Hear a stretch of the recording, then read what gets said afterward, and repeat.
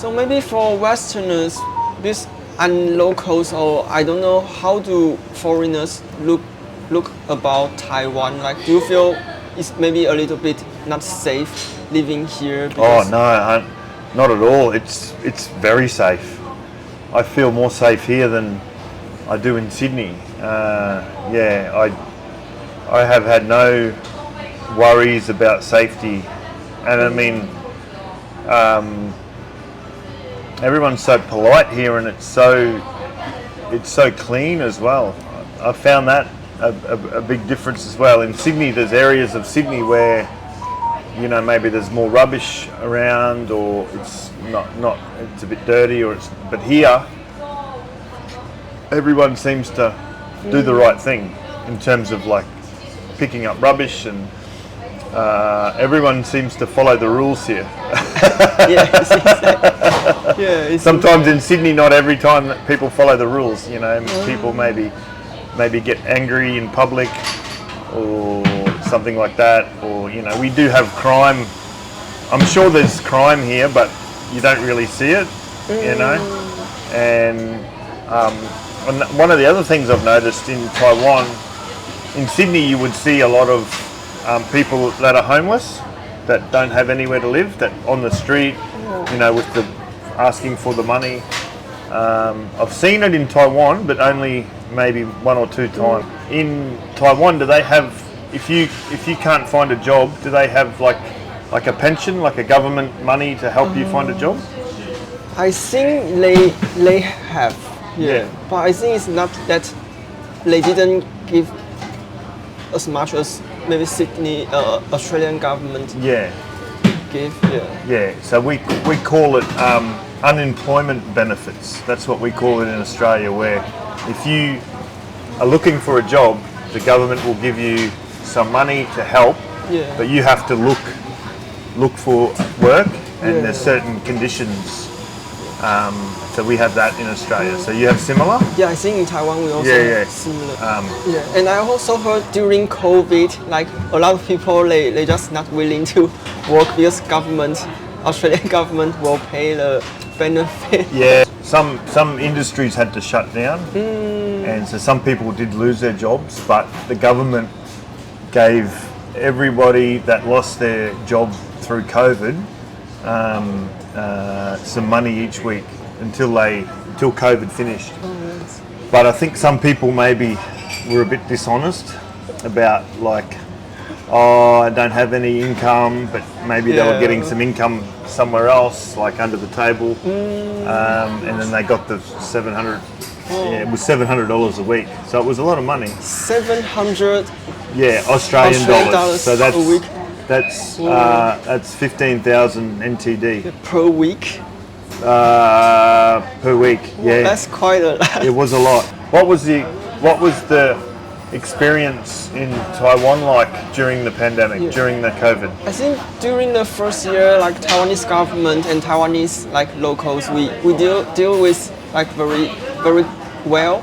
So it didn't like outbreak so like seriously. So did you have periods of lockdown or closing? Oh yeah, I think during after 1 year, because it's so difficult to maintain, like, even we wear a mask every day. Yeah. Did businesses shut down? Did different things close, like hospitals or anything like that?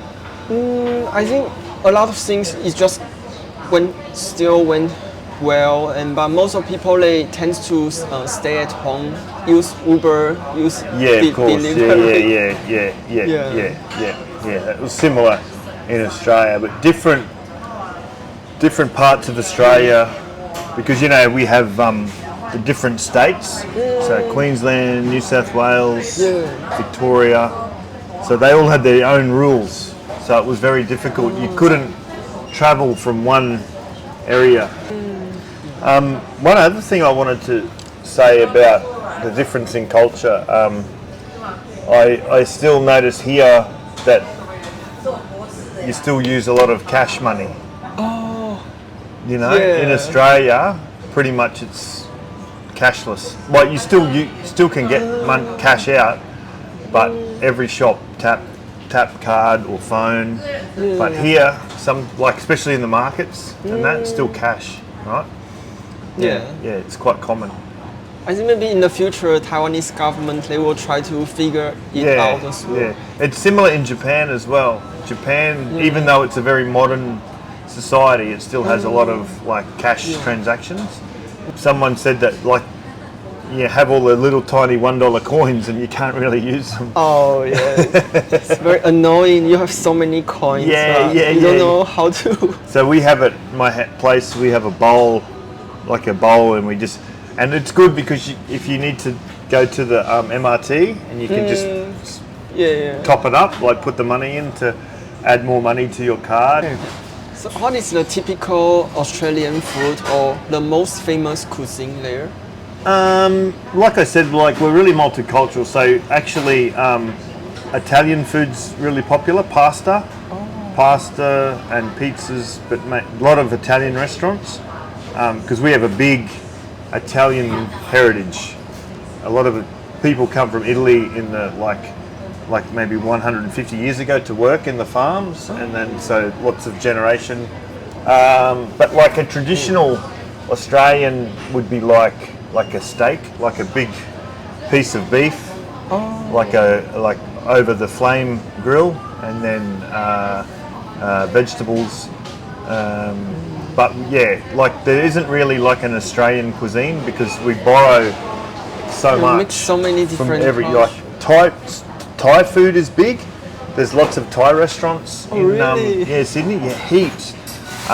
They do Thai in Australia really good, like pad see ew, green curry, all those. That's very, very popular. Like Chinese. There's different types. There's like a Szechuan restaurants. There's like lots of ramen in Australia. Ramen bar. That's very popular in Sydney. We like ramen. Very nice. Like I said, pasta. Actually, in Sydney, Middle Eastern food like baba ganoush, like Turkish food or kebab. Kebab. Kebab's more like fast food, but like at the restaurant you have like different hummus and that's very popular in Sydney, especially. We have a big Lebanese community in Western Sydney. It's all very dictated by the culture of the area. You know what I mean? A lot of Indian restaurants as well. There's a whole area of Sydney near where I used to work that's just full of Indian supermarkets and all that sort of stuff. So it's very, very broad, lots of diversity with the food. But we go. There's a lot of like modern cafes. The breakfast culture is very big in Australia. Like you go out for breakfast. So one of the popular things they have is, do you know avocado? Yeah, avocado. Yeah. So they have that. That's a big thing where they have that. Like put avocado on the bread. toast. Yes, exactly. That's a very popular food in Australia. That's probably like if you think of Australia and food, that was that, and then a lot of like eggs dishes, like scrambled eggs, fried eggs Benedict with the sauce. You know that one. Yeah. So all the cafes have all that sort of stuff. Amazing. Yes. Sounds like Australian people, you really know how to enjoy life. They do. The beach culture is very strong, and then outdoor culture, plus in the big cities they have lots of events. There's always an event on, like a music event or street festival or different things like that.